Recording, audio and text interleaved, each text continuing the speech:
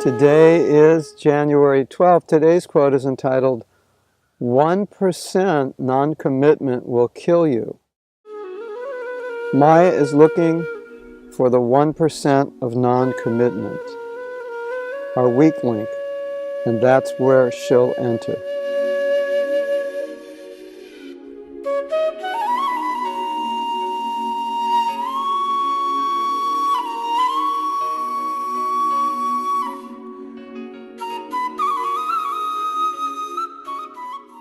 So, if you understand something about determination, commitment, and vows, then you understand if there's like 1% doubt or 1% chance that I won't do something, then Maya will enter that 1% and expand it. And we say it's much easier if you're 100% committed. And I know sometimes it's really hard internally to make that 100% commitment. But if we don't, then we leave that 1% open. And that 1% creates the doubt. Well, maybe I won't do it. Or I allowed myself this 1%. The way the mind works is we have to deal with it with a certain strategy. Because if you allow the mind some leniency, that's where Maya will enter.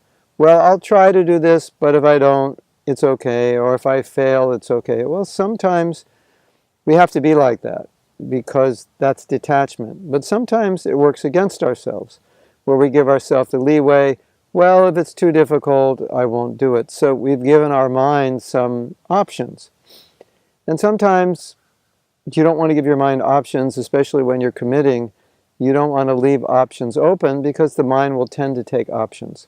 For example, when we chant japa, oftentimes we leave our mind open for options like to think about my service or think about what I have to do today or what I didn't complete yesterday. And you'll see if you don't give your mind that option, it's much easier to chant. So there's a way of dealing with the mind in terms of vows where you don't give it options. You say, well, this is what I'm going to do. I'm 100% committed. There's no question of not following through on this. This is just what I'm going to do.